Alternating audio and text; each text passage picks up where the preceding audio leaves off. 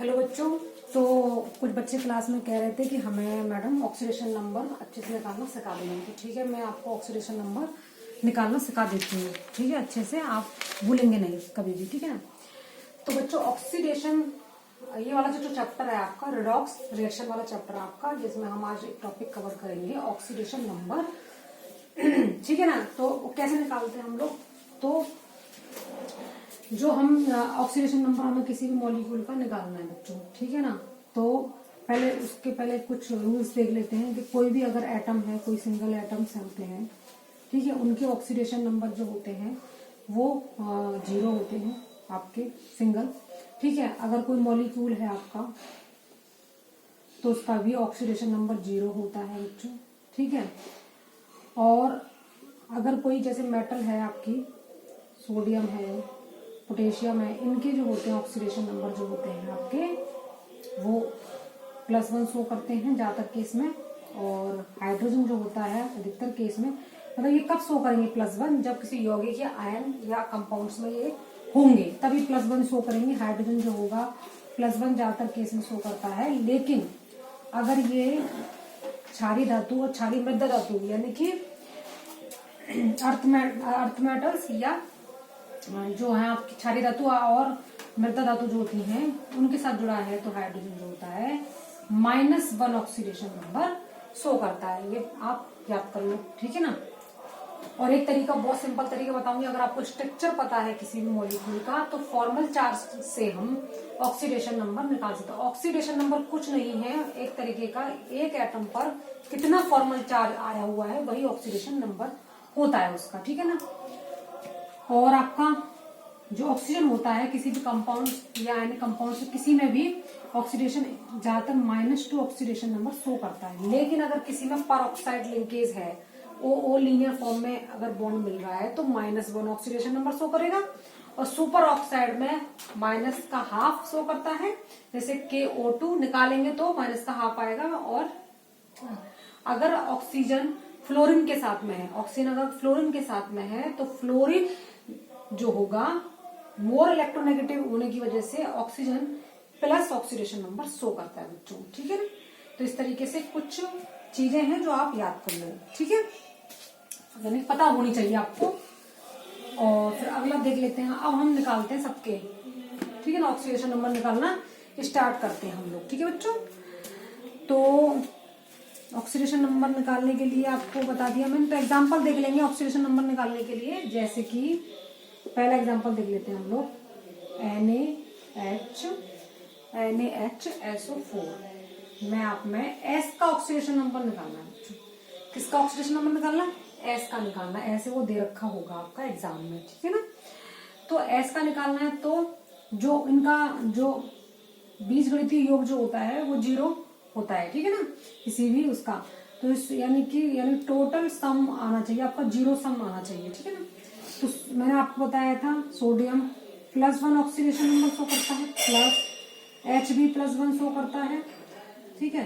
Plus sulphur का हमें निकालना है X। ऑक्सीजन -2 करता है। ठीक है। तो -2 × 4, क्योंकि 4 मॉलिक्यूल्स हैं आपके इसमें, सॉरी 4 एटम है आपके, ऑक्सीजन बराबर 0। इनका सम जो होना चाहिए वो 0 के बराबर आना चाहिए। ठीक है ना। तो हम X की वैल्यू निकाल लेंगे। +1 और +1 +2 हो गया। ठीक है। तो +2 + X प्लस ये आपका 8 आ गया, -8 बराबर 0। तो X निकाल लेंगे हम लोग। X बराबर कितना आएगा बच्चों? इस प्लस में से माइनस का ये गया आपका, तो -6 बचा यहाँ पे, 6 इधर जाएगा तो +6 हो जाएगा। तो ऑक्सीडेशन सल्फर का कितना आ गया बच्चों? +6 आ गया। इसमें साइन के साथ में हम लोग दिखाना होता है हमें। ठीक है। इसी तरीके से हम और एग्जाम्पल भी देख लेते हैं। K2MnO4 में देख लेते हैं बच्चों। नेक्स्ट एग्जाम्पल देख लेते हैं हम लोग, K2MnO4। ठीक है ना। दूसरा एग्जाम्पल क्या है? K2MnO4। K2MnO4 में आपका Mn का ऑक्सीडेशन नंबर पूछा है, कितना होगा, तो उसी हिसाब से कर लेंगे इसका। ठीक है ना। सम आना चाहिए आपका, 0 आना चाहिए। तो ये 2 हैं, तो यानी कि एक का होता है -1, तो 2 का हो जाएगा, यानी कि +1 × 2 कर लो, या तो ऐसे कर लो। अभी X मान लो Mn का, प्लस -2 होता है एक ऑक्सीजन का, 4 का हो जाएगा, ये 4 का मल्टीप्लाई बराबर 0 आना चाहिए आपका, ठीक है। या अगर कोई चार्ज है यहाँ पर तो बराबर हम वो चार्ज की वैल्यू रख देते हैं, ठीक है ना। लेकिन अब से इस पे मॉलिक्यूल पे कोई चार्ज नहीं है तो हम सिंपल रख देंगे इसको। तो ये हो गया +2 बच्चों, +x प्लस ये हो जाएगा -8 = 0। तो x निकल आएगा आपका, कितना निकल आएगा, ये 2 से तो -6 बचेगा, यानी कि माइनस का आपका कितना आएगा बच्चों, प्लस का आपका 6 आ जाएगा आंसर, ठीक है। तो ये भी एग्जांपल देख लिया हमने। अब NaBH4 और बहुत सारे एग्जांपल है, देख सकते हैं, ठीक है। इसी तरीके से हम निकाल लेंगे। अगर हम निकालना चाहें आपका MnO4 डाई नेगेटिव है, फॉर एग्जाम्पल ये आयनिक है, तो हम कैसे निकालेंगे। Mn का माना हमने x प्लस -2 × 4 अभी बताया मैंने, बराबर जितना चार्ज होता है मॉलिक्यूल पूरे कंपाउंड या यौगिक पर, तो वो -2 है आपका, ठीक है बच्चों। तो x प्लस -8 = -2, तो x बराबर आपका कितना आया, ये इधर जाएगा आपका तो +8 हो जाएगा, +8 में से -2 बचेगा तो +6। तो देख लो +6 आ गया इसका आंसर। तो इस तरीके से ऑक्सीडेशन नंबर बच्चों हम लोग निकाल लेते हैं, ठीक है। तो समझ में आ गया सभी को ऑक्सीडेशन नंबर हम कैसे निकालते हैं, सिंपल है। अब हम सीखेंगे स्ट्रक्चर से ऑक्सीडेशन नंबर कैसे निकाला जाता है। तो एक्चुअली में हम लोग, अगर हमें स्ट्रक्चर पता है किसी भी मॉलिक्यूल का, ठीक है, तो हम इजीली फॉर्मल चार्ज से इजीली हम क्या निकाल सकते हैं, उसका oxidation number. Formal charge actually में होता क्या है, जैसे फॉर एग्जांपल HCl, इलेक्ट्रोनेगेटिविटी में अंतर होने की वजह से क्या होता है कि इस पर इलेक्ट्रॉन जो होते हैं शिफ्ट होने लगते हैं, तो जिसकी वजह से इस पर नेगेटिव चार्ज आ जाता है, या पार्सली नेगेटिव बोल दो, या इस पर पार्सली पॉजिटिव चार्ज आ जाता है, ठीक है। तो इस एक बॉन्ड की वजह से इस पर -1 का चार्ज और इस पर +1 का चार्ज आता है, इसी को बोलते हैं हम फॉर्मल चार्ज। इसी को क्या बोलते हैं, एक एटम पे जितना चार्ज आ रहा है उसी को हम फॉर्मल चार्ज कहते हैं। ये जो होता है वो इलेक्ट्रोनेगेटिविटी के बेस पे हम देख लेते हैं कि किस पे नेगेटिव और किस पे जाएगा एक बॉन्ड की वजह से, ठीक है बच्चों। अब हम कुछ एग्जांपल देख लेते हैं आप, ठीक है। जैसे कि सबसे पहले H2O में देख लेते हैं कि O का ऑक्सीडेशन नंबर क्या होगा। तो O ऐसे H इससे लगा हुआ होगा, क्लियर है। हमने -2 क्यों कहा कि ऑक्सीजन -2 शो करता है, क्योंकि देखो इस बॉन्ड की वजह से इलेक्ट्रोनेगेटिविटी ऑक्सीजन की ज्यादा है, तो इस पे क्या आ जाएगा आपका -1, इस बॉन्ड की वजह से इस पर +1, इसकी वजह से इस पर +1 ये खींचेगा अपना और इस पर -1 आएगा। तो इस पर देखो -1 और -1 तो क्या -2, ऑक्सीजन पे क्या आ गया आपका टोटल चार्ज कितना है, -1 -2, ठीक है, टोटल चार्ज है आपका। तो इसीलिए हम कहते हैं कि ऑक्सीजन पर कितना चार्ज होता है। इसी तरीके से हम क्या देख लेते हैं बच्चों, SO2 देख लेते हैं। SO2 में S का पूछा है, ठीक है। तो इसकी स्ट्रक्चर आपको अगर पता है तो देखो जरा, ठीक है। तो ऑक्सीजन की इलेक्ट्रोनेगेटिविटी सल्फर से ज्यादा होती है, ठीक है बच्चों। तो ये क्या करेगा, इलेक्ट्रॉन अपनी तरफ खींचेगा, तो इसकी वजह से एक बॉन्ड की वजह से इसका -1 इस पर +1 आ जाएगा, ठीक है। इस बॉन्ड की वजह से इस पर -1 इस पर +1 आ जाएगा, इस बॉन्ड की वजह से इस पर +1 इस पर -1, इस बॉन्ड की वजह से इस पर -1 इस पर +1 आ जाएगा। तो इस पर टोटल चार्ज देखेंगे फॉर्मल चार्ज तो कितना आया, +4। और इस ऑक्सीजन पे देखेंगे तो -2 है, इस पर देखेंगे तो -2 है। आगे बात क्लियर आ गया आपको समझ में। अगर स्ट्रक्चर पता है तो ऑक्सीडेशन नंबर इजीली हम निकाल सकते हैं कि इसका ऑक्सीडेशन नंबर कितना होगा। क्लियर है बच्चों। अब एक बहुत अच्छा एग्जांपल मैं करा देती हूँ आप लोगों को, CrO5। बहुत एग्जाम में पूछा जाता है कि Cr का ऑक्सीडेशन नंबर क्या होगा। तो इसको अगर वैसे निकालने अगर हम लगने लगे तो इसका आंसर नहीं आएगा। स्ट्रक्चर इसकी याद कर लो, ये आपको पता होनी चाहिए। इसकी स्ट्रक्चर बटरफ्लाई जैसी होती है बच्चों। कैसी होती है, बटरफ्लाई जैसी स्ट्रक्चर इसकी होती है, ठीक है। अब देखो एक एक बॉन्ड से हम सेट कर लेंगे इसका ऑक्सीडेशन। ये तो मेटल है, ये ऑक्सीजन है, तो मेटल पर तो वैसे ही पॉजिटिव चार्ज आता है, इसकी तरफ इलेक्ट्रॉन शिफ्ट हो जाते हैं, तो इस पर -1, इसकी वजह से इस बॉन्ड की वजह से इस पर +1 आ जाएगा। ठीक है, इस बॉन्ड की वजह से ये आपस में जुड़े होंगे, सॉरी मैंने स्ट्रक्चर ऐसे बनाना है इसका। इस पे -1, इसकी वजह से इस पर +1 आ जाएगा।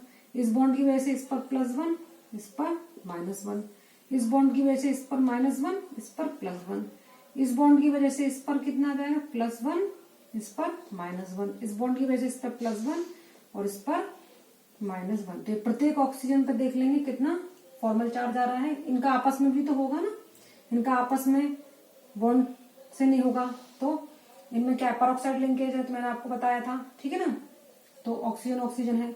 तो अब देख लेंगे कि इस पर कितना फॉर्मल चार्ज आ रहा है। तो +1 +1 +1 +1 +1 +1, 1 2 3 4 5 6, यानी कि प्लस का 6 इसका आंसर आ गया।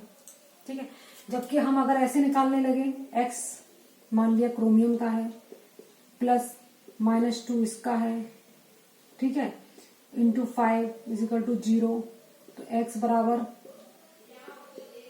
ये हो गया 10 हो गया, माइनस का 10 तो जाएगा प्लस का 10, तो आंसर आपका आएगा नहीं। ठीक है, इस मेथड से। इसलिए फॉर्मल चार्ज वाला मेथड जो है सबसे बेस्ट मेथड होता है, क्योंकि आपको देखना पड़ेगा कि उसमें कितने पेरोक्साइड लिंकेज है। तो सिंपल वैसे हम निकाल लेते हैं सम वाले, जो अगर सम उनका 0 आना चाहिए आपका। ठीक है, और नहीं तो आपको स्ट्रक्चर पता है तो फॉर्मल चार्ज से इनका ऑक्सीडेशन नंबर इजीली निकाला जा सकता है बच्चों।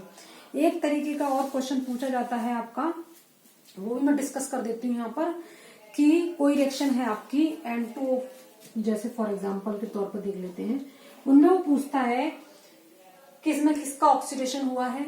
ठीक है, यानी कि ऑक्सीकरण हुआ है, किसका अपचयन यानी कि रिडक्शन हुआ है, कौन यहाँ पर ऑक्सीडाइजिंग एजेंट है और कौन यहाँ पर रिड्यूसिंग एजेंट है, वो देख लेते हैं। तो N2H4 एक रिएक्शन है आपकी, लिक्विड में है ये, प्लस